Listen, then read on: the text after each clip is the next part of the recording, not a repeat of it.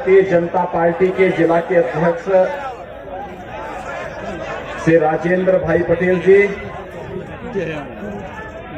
जिला की प्रभारी जयश्री बहन देसाई जी, लोकप्रिय प्रत्याशी श्रीमती विकी बहन परमार जी,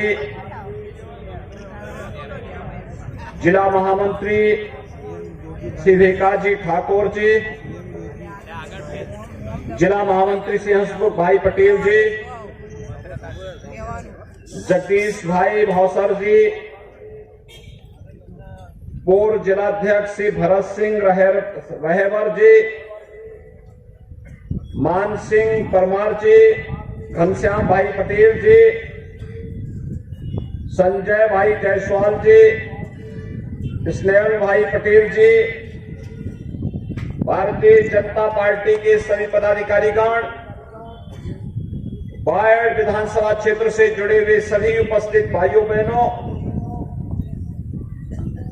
मैं इस धरा को नमन करता हूं। यह अरावली जनपद की एक महत्वपूर्ण विधानसभा सीट है। अरावली की जब चर्चा होती है तो हिंदवा सूर्य महाराणा प्रताप की चर्चा हम सबके सामने आ जाती है। भाइयों बहनों, अरावली की इन पहाड़ियों ने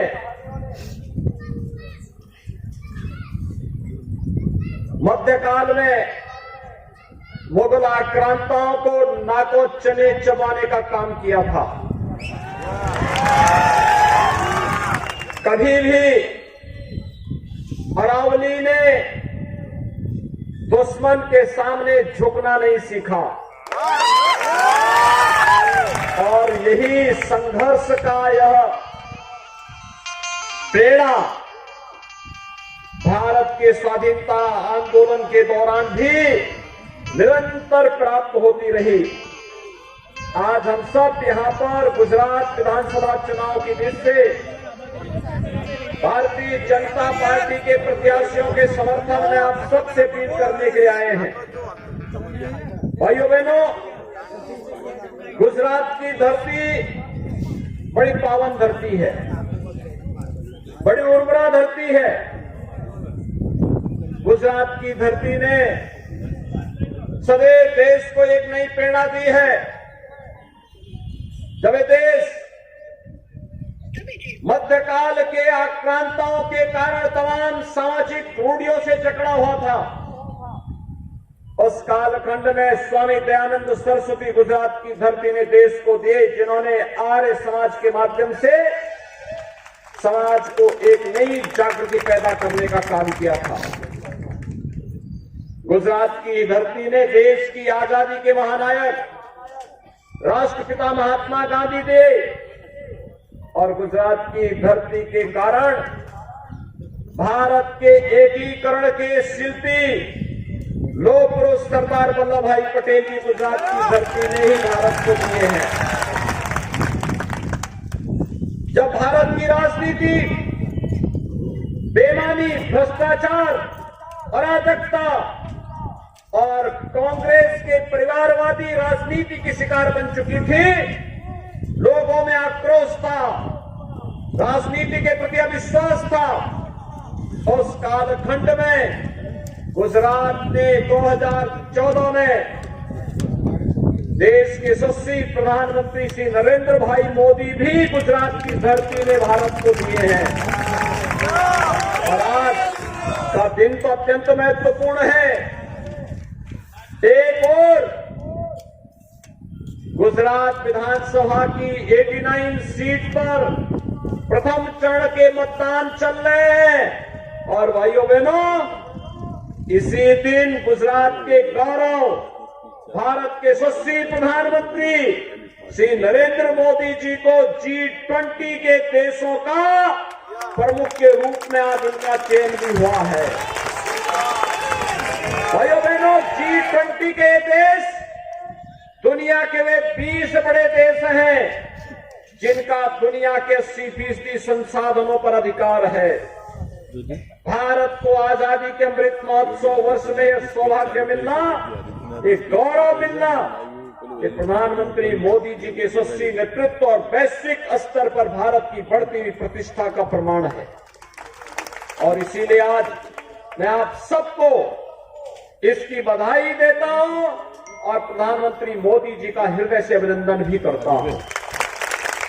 भाइयों बहनों, भारत आजादी के अमृत महोत्सव वर्ष में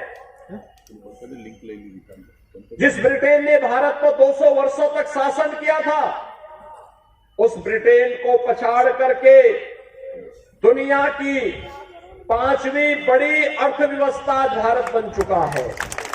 ये भी प्रधानमंत्री मोदी जी के यशस्वी नेतृत्व की देन है। भाइयों बहनों, आज भारत हर एक दृष्टि से मजबूत हुआ है, हमारी सीमाएं सुरक्षित हुई हैं। याद करिए, आज से 20 वर्ष पहले गुजरात दंगा मुक्त हुआ था, कर्फ्यू मुक्त हुआ था, और आज प्रधानमंत्री मोदी जी के नेतृत्व में भारत आतंकवाद से मुक्त हुआ है, नक्सलवाद से मुक्त हुआ है, अलगाववाद से मुक्त हुआ है। एक भारत श्रेष्ठ भारत की परिकल्पना साकार हो रही है और उसी को साकार बनाने के लिए गुजरात का मॉडल विकास के मॉडल के रूप में, सुरक्षा के मॉडल के रूप में दुनिया के अंदर बड़े चर्चा का विषय बना हुआ है। भाइयों बहनों, एक और सुरक्षित भारत, एक भारत श्रेष्ठ भारत की परिकल्पना साकार हो रही है, तो दूसरी तरफ संकट के समय में अपने नागरिकों के साथ कैसे खड़ा हो जाया जाता है, इसका भी प्रमाण प्रस्तुत किया है प्रधानमंत्री मोदी जी के नेतृत्व ने। कोरोना जैसी महामारी के दौरान जब सभी राजनीतिक दलों के लोग और दुनिया के तमाम देश किन कर्तव्य विमूढ़ किस स्थिति में थे, तो प्रधानमंत्री मोदी जी फ्रंट फुट पर आकर के देश को लीड कर रहे थे और उन्होंने उस समय नारा दिया था, जान है जहान है, जीवन भी और जीविका को भी बचाने का, जहां बीमार वहीं उपचार का, फ्री में टेस्ट, फ्री में वैक्सीन, फ्री में उपचार, और भाइयों बहनों, हर गरीब को फ्री में राशन की सुविधा भी प्रधानमंत्री मोदी जी ने उपलब्ध करवाया। ये फ्री में राशन की सुविधा, डबल इंजन की सरकार महीने में 2 बार राशन भी दे रही थी। भाइयों बहनों, इससे पहले कभी नहीं हुआ। और एक तरफ गरीब कल्याणकारी योजनाओं के माध्यम से हर एक गरीब को बिना भेदभाव के सबका साथ, सबके विकास के भावनाओं के अनुरूप कार्य करने का कार्य किया गया, वहीं दूसरी ओर भारत की आस्था का सम्मान भी प्रधानमंत्री मोदी जी के नेतृत्व में हुआ है।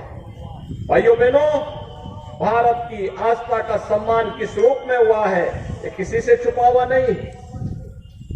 हम सब जानते हैं, अयोध्या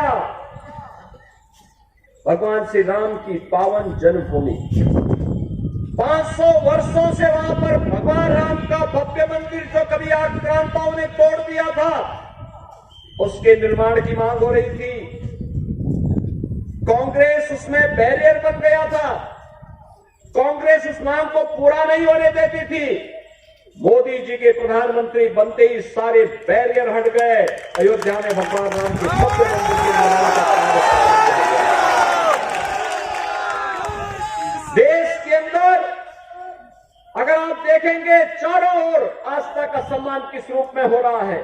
काशी में काशी विश्वनाथ धाम का निर्माण होना, उज्जैन में महाकाल के महालोक का निर्माण होना, केदारपुरी में पुनरुद्धार हो जाना, बद्रीनाथ धाम का सुंदरीकरण की कार्रवाई को आगे बढ़ जाना, द्वारिका धाम का पुनर्निर्माण हो जाना, मां अंबा के पावन धाम दाता का फिर से सुंदरीकरण और पुनरुद्धार का कार्य हो जाना, सोमनाथ मंदिर के सुंदरीकरण के इस बड़े प्रोजेक्ट को ध्यान में रख करके कार्रवाई को आगे बढ़ा देना, ये भारत की आस्था का सम्मान है।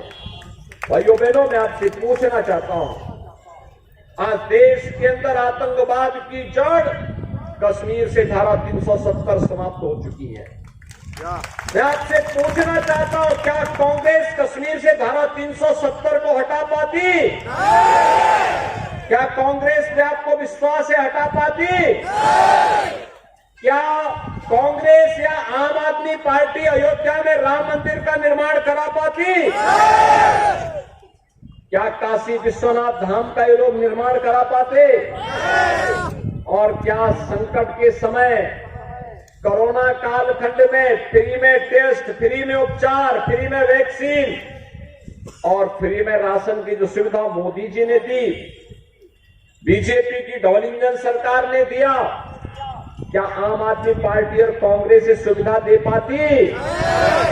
भाइयों बहनों, न ये आपके सुख दुख में सहभागी बन सकते हैं, न ये आपकी आस्था का सम्मान ही कर सकते हैं, न ये आपको सुरक्षा ही दे सकते हैं, और न हमारे देश को ये वैश्विक स्तर पर सम्मान ही दिला सकते हैं। तो फिर हम इनको चुनें क्यों? इनको कतई नहीं चुनना चाहिए, इनको कतई वोट नहीं देना चाहिए। याद करना, जब सोमनाथ मंदिर के पुनरुद्धार की बात आई थी, सरदार साहब ने बीड़ा उठाया था, कांग्रेस ने विरोध किया था। जब देश के प्रथम राष्ट्रपति डॉक्टर राजेंद्र प्रसाद जी सोमनाथ मंदिर के पुनरुद्धार कार्य के बाद उद्घाटन कार्यक्रम में आ रहे थे, तब कांग्रेस ने विरोध किया था। कांग्रेस हमेशा सरदार साहब का विरोध करती रही। कांग्रेस सदैव बाबा साहब भीमराव अंबेडकर का विरोध करती रही। बाबा साहब भीमराव अंबेडकर के पंच तीर्थों का निर्माण ये प्रधानमंत्री मोदी जी की प्रेरणा से संपन्न हुआ है। जनजातीय समुदाय को सम्मान दिलाने के लिए भगवान बिरसा मुंडा की जयंती को 15 नवंबर को जनजातीय गौरव दिवस के रूप में मनाने का काम प्रधानमंत्री मोदी जी ने किया, और जनजातीय कल्याण के लिए वन बंधु कार्यक्रम के माध्यम से अनेक लोक कल्याणकारी कार्यक्रमों को आगे बढ़ाने का कार्य प्रधानमंत्री मोदी जी ने किया। भाइयों बहनों, गुजरात के अंदर विकास जिस नई ऊंचाई को पहुंच रहा है, हर गरीब को आयुष्मान भारत में 5 लाख रुपए की स्वास्थ्य बीमा का कवर वर्तमान में मिल रहा है, और भूपेंद्र भाई पटेल के नेतृत्व में भारतीय जनता पार्टी ने तय किया, जब फिर से डबल इंजन की सरकार बनेगी तो आयुष्मान भारत की राशि 5 लाख से बढ़ा करके 10 लाख सालाना करने का काम भी करेंगे। वृद्धावस्था पेंशन हो या निराश्रित महिला पेंशन, बिना भेदभाव के हर पात्र व्यक्ति को प्राप्त हो रही है। अन्नदाता किसानों के लिए प्रधानमंत्री किसान सम्मान निधि का लाभ हर एक अन्नदाता किसान को उपलब्ध हो रही है। क्या गांव हो, क्या गरीब, क्या किसान हो या नौजवान, समाज के प्रत्येक तबके के लिए कल्याणकारी कार्यक्रम प्रधानमंत्री मोदी जी के नेतृत्व में, उनके मार्गदर्शन में डबल इंजन की सरकार ने गुजरात के अंदर दिए हैं। और इसीलिए भाइयों बहनों, मैं आप सबसे अपील करने के लिए आया हूं, ये कांग्रेस कभी संकट के समय आपके साथ खड़ी नहीं हो सकती। कांग्रेस का एक संकीर्ण एजेंडा है। आम आदमी पार्टी कभी आपके साथ खड़ी नहीं हो सकती। आम आदमी पार्टी हमेशा देश की सुरक्षा के साथ खिलवाड़ करती है। ये लोग देश की संप्रभुता के साथ खिलवाड़ करने वाले लोग हैं। ये लोग सुरक्षा नहीं दे सकते, आस्था का सम्मान नहीं कर सकते, ये लोग केवल और केवल अपनी राजनीति को करने के लिए जनभावनाओं के साथ खिलवाड़ करते हैं। और इसीलिए आज मैं आपके पास आया हूं आपसे कहने के लिए कि गुजरात भारतीय जनता पार्टी के लिए एक आदर्श स्टेट बना हुआ है।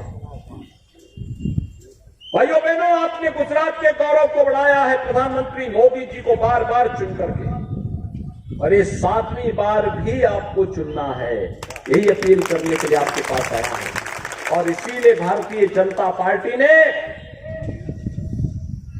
श्रीमती विकी बहन परमार को अपना प्रत्याशी बनाकर के आपके बीच में उतारा है। भाइयों बहनों, आप सभी भारतीय जनता पार्टी को विजयी बनाएंगे। सभी लोग सहमत हैं? सभी लोग सहमत हैं? सो आप बधा भाजपा ने भव्य जीत आपसो हाथ ऊंचा करीने समर्थन आपो। सभी लोग बोलेंगे मेरे साथ, भारत माता की, भारत माता की, भारत माता की जय श्री राम, जय जय श्री राम।